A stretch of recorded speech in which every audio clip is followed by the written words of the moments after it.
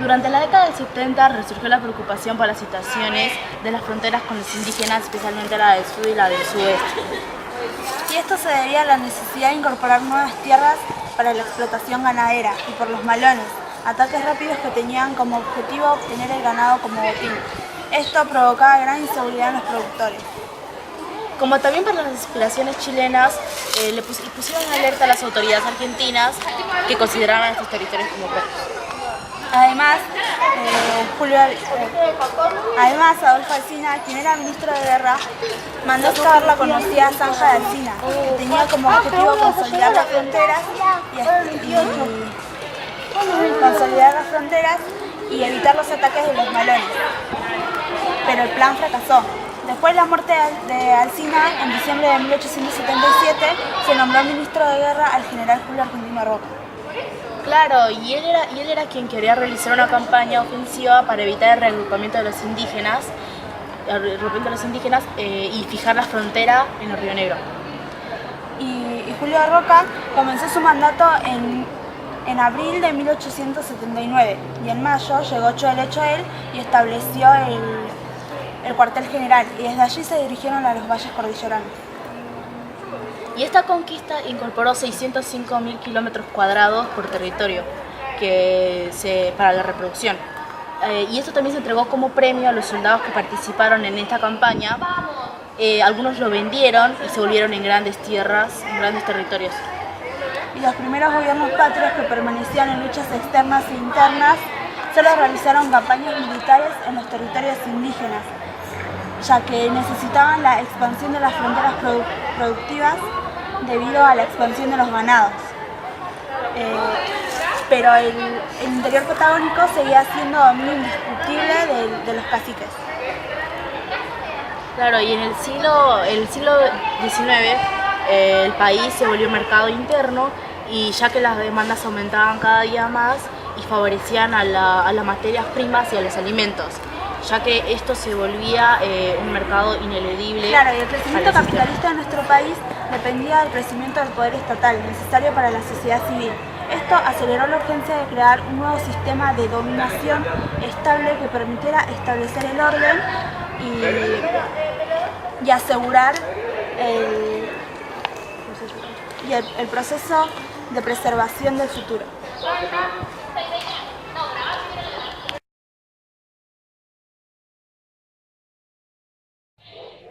Julio Argentino Roca cambió la posición del ejército de defensiva a ofensiva y ejecutó un magnífico plan.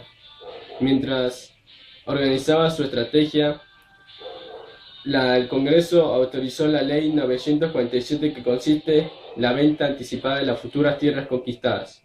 Con ayuda de pocos pero grandes y poderosos financieros y la ayuda de la presidencia de Avellaneda, Roca comienza la expedición al desierto en 1879.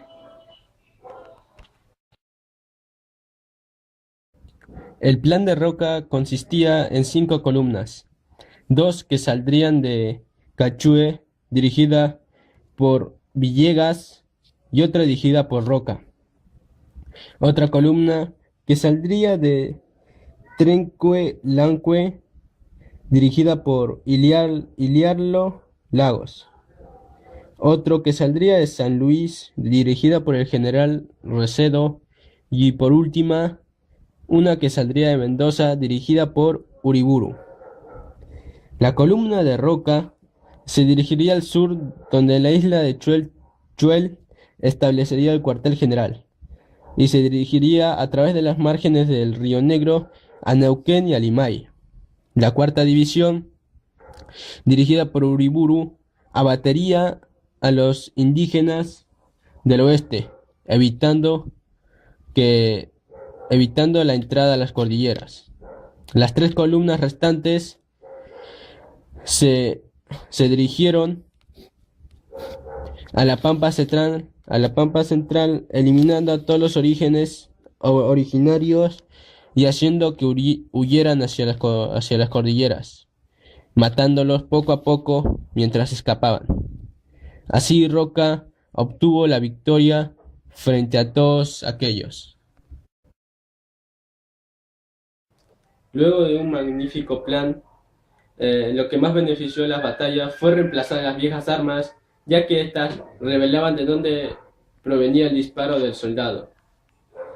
Al ejército se les dieron un rifle estadounidense llamada Remington, que se utilizó en la Revolución de Estados Unidos.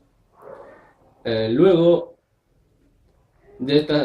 estas armas podían dispararse 6 veces sin necesidad de recargarlas, tampoco revelaban de dónde venía el tiro. Esto benefició a los soldados, ya que lograron obtener la victoria contra 20.000 aborígenes armados.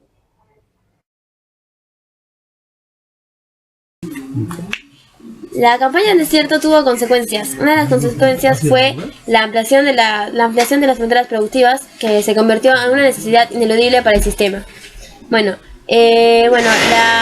La conquista del desierto, como lo hemos dicho, fue una campaña militar de aniquilamiento a las comunidades indígenas a través de una guerra ofensiva y sistemática. Fue 14.000 el número de muertos y prisioneros que reportó la campaña. Además, en los pueblos se habían instalado los latifundistas asentistas. ¿Qué significa esto? Significa grandes propiedades, grandes extensiones de tierras en manos de muy pocos, que ni siquiera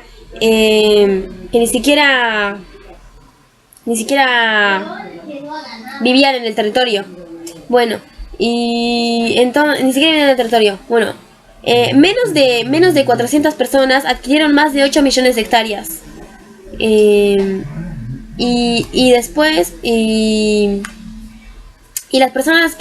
Las tierras que sobraron fueron repartidas entre militares y los responsables de la conquista.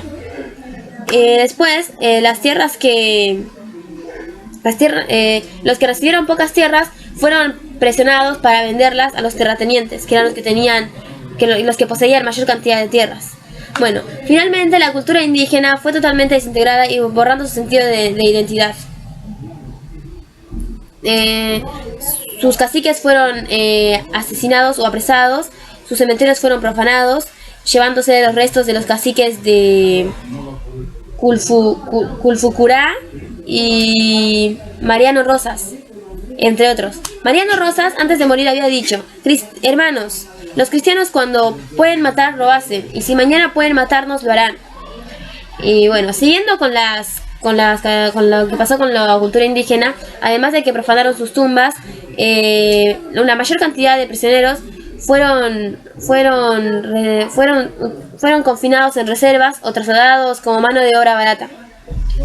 Las familias fueron separadas, utilizando a las mujeres y a las niñas como mano de obra, utilizando a las niñas y a las mujeres como sirvientas, es decir, un verdadero genocidio se había perpetrado. Y los indígenas que tuvieron la fortuna de sobrevivir empezaron una etapa nada feliz, la de la marginación y desaparición cultural, hasta el día de hoy.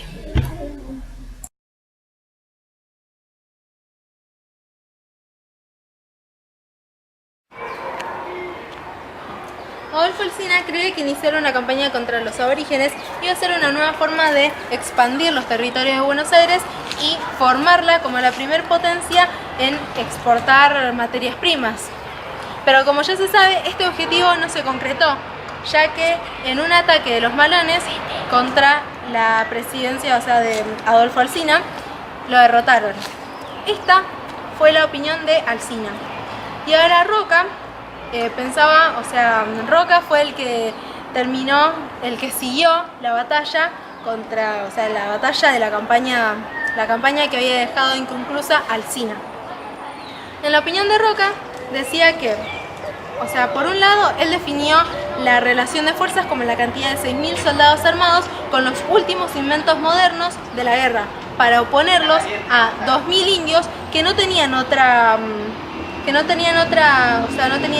defensa más que la dispersión, ni otras armas más que la lanza primitiva. También decía que iba a sellar con sangre y a fundar con el sable de una vez y para siempre esta nación, como las pirámides de Egipto y el poder del imperio, con la sangre y el sudor de muchas generaciones. En conclusión, nuestra opinión es que esta batalla en realidad no tuvo que realizarse, esta campaña no tuvo que realizarse. O sea, más por Roca, ya que Roca fue muy cruel, muy duro contra los aborígenes, no respetó la cultura que tenían y bueno, y así terminó esta campaña.